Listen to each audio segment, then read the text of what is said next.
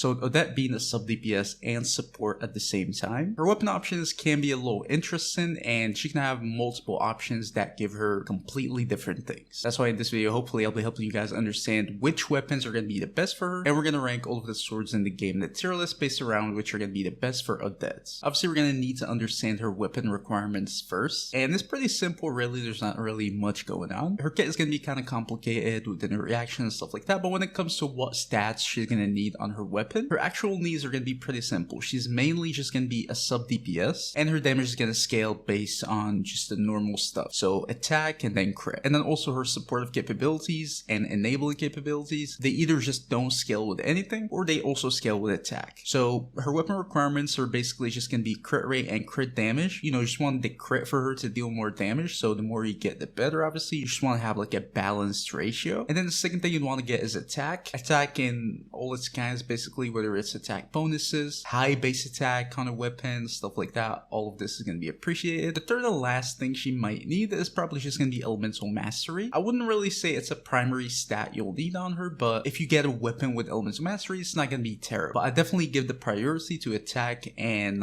crit. So that's really it for the stats she actually needs. But then again, remember, Odette is just going to be like a sub DPS slash support in your team. So any weapons that can give you team-wide support buffs are also going to be appreciated, even though they're not going to be the best for her, but they're also not going to be terrible. But in general, the stats she needs are going to be pretty simple, just crit, attack, and maybe some elemental mastery. That's it. Alright, so knowing that, let's move on to the tier list and rank all those weapons. So starting off with the 3-star weapons, usually they're not going to be the best simply because of the low base attack, which is going to be unfortunate, but some of them are not going to be terrible at the same time. So we have the cool steel, it's just attack. I put a C tier just for the attack. It's not useless, but definitely not the best option. Harbinger of Dawn is decent for the crit, but also the base attack is not really going to make it pretty good, so I'll probably keep it a high C tier. Traveler's Handy Sword is just defense, so it's going D tier. Dark Iron Sword is just going to be elemental mastery. I put that like low C tier. Fillet Blade is also attack, so C tier. And then Skyrider Sword, it's energy recharge. She also does need some energy recharge, but I wouldn't really put it at the stats she needs for her weapon, because you can probably just get enough from your substats. Maybe an extra like 20-30% is going to be enough probably, so I just put it D tier honestly. Now, moving on to the 4-star options, we have the Favonius. The Favonius is also going to be an energy recharge weapon, but the thing is, the Favonius is also going to give you the energy for your team, which is going to help your team's energy economy by a lot. So even though the weapon itself is kind of terrible for Odette, like Odette herself, but just it being a very good support weapon in general, I would say it's kind of usable on Odette. It's definitely going to tank her own damage, but it's kind of fine. So I just put a B tier. It's definitely not the best option, especially for a character who's like a good part of their kit is being a sub DPS, but it's also not terrible, so I keep it B tier. The Flute is just going to be a basic attack weapon. We're going to see a lot of these, just average base attack, and also an attack substat, so I just put it at B tier. The Sacrificial is kind of useless, so it's D tier. Royal Longsword, just basically the same thing, so it's going to B tier. Same thing with Lion's Roar, just B tier. Those are just basic attack stat sticks. Prototype rank or physical damage, so it's going to D tier. Iron Sting, elemental mastery, and then some damage bonus, which is not going to be that useful, but it's not terrible. I put it a low B tier.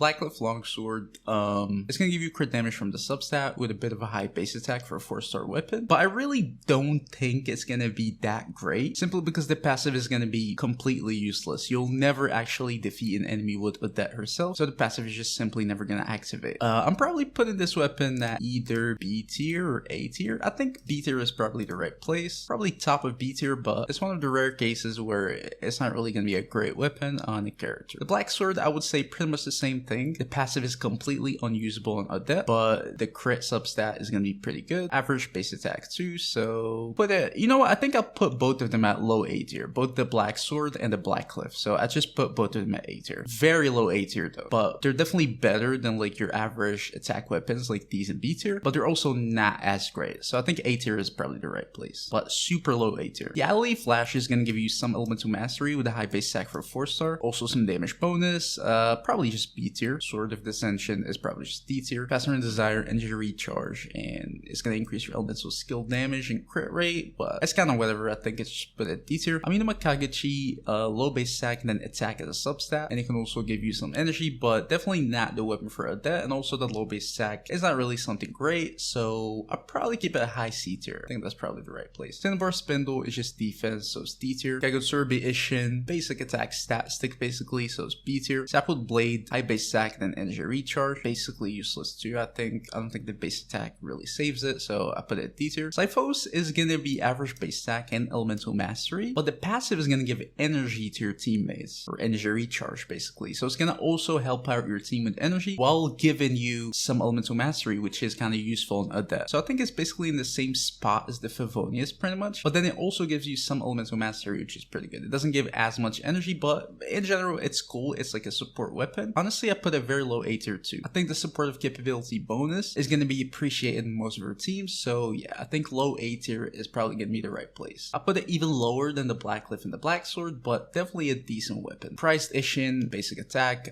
B tier. Tukubu Shugure, is just elemental mastery, average base attack. Passive is whatever, just damage bonus. I put it low B tier. Wolf Fang is going to be crit rate, which is pretty good, and it's going to buff your elemental skill and burst damage bonus, which is not really going to be a big part of Odette's damage. Most of her damage is just going to be stellar damage, so I keep it around, you know, basically the same as the Blackcliff and the Black Sword, so I just keep it at A tier. Finale of the Deep, also basic attack stat stick pretty much. I put it kind of high B tier. Flip Cinder Ferryman, energy recharge, probably just D tier. The Daikai's assistant, just HP, so it's D tier. Sort of whatever, basic attack stat stick 2, so it's B tier. Sturdy Bone, same thing, so it's B tier. Flute of Espetal, defense, D tier. Calamity of Issue, attack stat stick, so it's just B tier. Serenity's Skull, energy recharge, D tier. Moonweaver's Dawn, basic attack stat stick, B tier. Now we have the new region's weapons. Heretic's Molten Blade, that's the new battle pass weapon. I reviewed these weapons before if you guys want to check it out, but it's gonna give you crit rate basically, but then it's gonna give you some extra stuff from the passive, mainly attack, but it's also tied to how much distance you travel. That's the first time we've seen that on a weapon, so I'm not really sure how it's gonna work, because someone like Odette is just gonna be played mainly off field, so I don't know if it's gonna properly trigger on her, because with a character like Yan San, for example, it's not gonna trigger when the character is off field, I believe. But with a weapon, is this weapon basically just for characters who are on field? I'm not really sure. In general, for right now, it's probably just gonna be around A tier. It's not gonna change much. It's just some extra attack that you're gonna be either getting or missing out on, depending on how it works. So it's either gonna be just mid A tier or kind of low A tier. Right now, I just keep it around those weapons. I keep it above them, but it's an A tier weapon. You have the Emberwell, which is the new craftable weapon. Average base attack and then elemental mastery, which is not terrible. The passive is definitely pretty good though. It's gonna give you attack when you trigger any elemental reaction, which is gonna be pretty easy. Odette is also gonna appreciate that. And then whenever you trigger a stellar glimmer reaction, which Odette is gonna be able to do, it's gonna increase your stellar glimmer reactions damage dealt by 16%, up to 32 if you have refinements, which is pretty good. It's basically the first weapon who can buff your stellar damage, and Odette is definitely gonna appreciate that. This weapon is definitely gonna be the best free-to-play weapon in general. That's why I don't really think you should use any of these, like literally under it. We're gonna move on to the 5-star weapons, and a lot of them are gonna be just much better, simply because of the high base attack and they're just better stat sticks in general. But if you don't have any 5-star weapons, honestly, this is just the best 4-star and the best free-to-play weapon overall you can use. So I just put it at the top of A tier right now.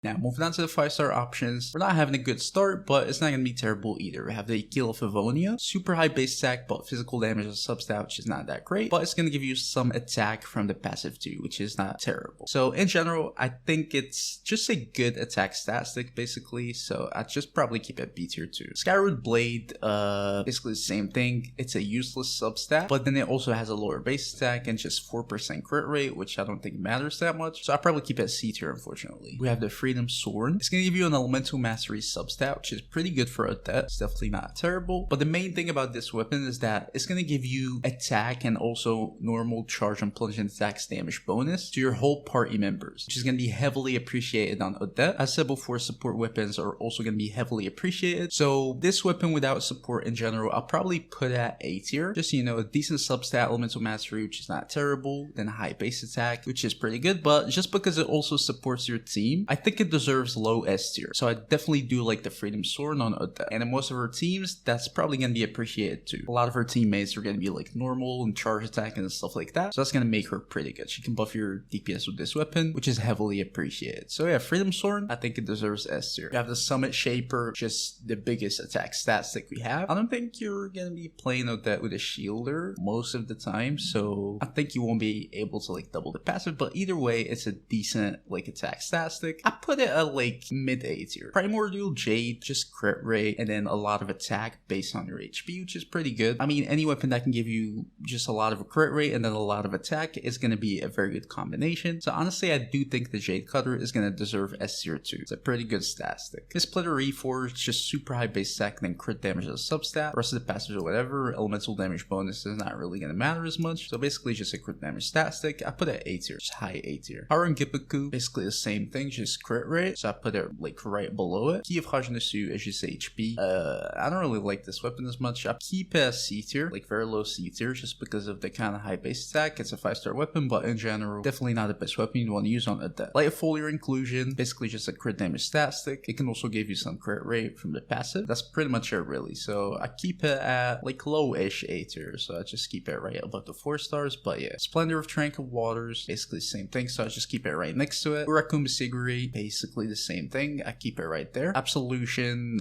just high base stat, crit damage as a substat, and then just more crit damage from the passive. That's pretty much it. Just a huge crit damage stat stick. So I keep it a high A tier. Peak of Patrol is just defense, probably like C tier right next to the Gifrage Nasu. Azure Light is going to be high base attack, crit rate, and then also attack after you use your elemental skill. Pretty good combination overall. Just a lot of attack and then crit rate and then a super high base attack. So I think it deserves S tier too. So I just keep Azure Light at S tier. Atame Artist, average base attack for 5-star, crit rate as a substat. The passive is going to be pretty good though. It's going to increase your elemental burst crit damage. Doesn't really matter as much. But when you hit an opponent with your elemental burst, which is very possible with Odette, it's going to increase your attack by 20%, which is pretty good. And then it's going to increase the rest of your party members' attack by 16%, which is also heavily appreciated in my opinion. So it's a good weapon overall, just good stat stick. It's going to give you crit rate and attack for yourself, but then it's also a support weapon. And as I said before, those are just heavily appreciated. So I also do think it's going to deserve S tier. Light Baron Moonshard, just low base attack, crit damage as a substat. That's basically it. So I just keep it right next to the other weapons at A tier. Let's go with the Traveler's weapon. It's going to have good base stats, so it's just going to give you crit rate and then a good base stack. The passive is basically useless on anyone besides the Traveler, so probably just A tier too. And then finally, her signature weapon is going to be her best weapon overall. High base stack, crit rate as a substat, which is pretty good. And then it's going to increase your attack, which is heavily appreciated. And then it's going to buff your Stellar Glimmer damage, so it's going to buff his crit rate and then also restore energy for you, which is pretty good. So definitely the top of S tier, but honestly, I don't think it's that great overall. It's like a signature weapon. I think if you have like any of these weapons at S tier, you should probably just use them on Odette. They're gonna work pretty fine. And honestly, even the free-to-play Emberwell is gonna rival all of these weapons, because like the gap between A tier and S tier here is really not that huge. So if you just have the Emberwell or any of these weapons at A tier, like besides the lower ones maybe, you probably don't really need to go for any other weapons. I mean, the Emberwell is free to play, so everyone's gonna have it. So I think it's fine really. If you already have like a weapon from S tier, then obviously use it. If not, then the Emberwell is gonna be more than enough in my opinion. But yeah, tell me which weapons you guys are gonna be using. Don't forget to leave a like, subscribe to the channel. See you guys in the next video. Peace.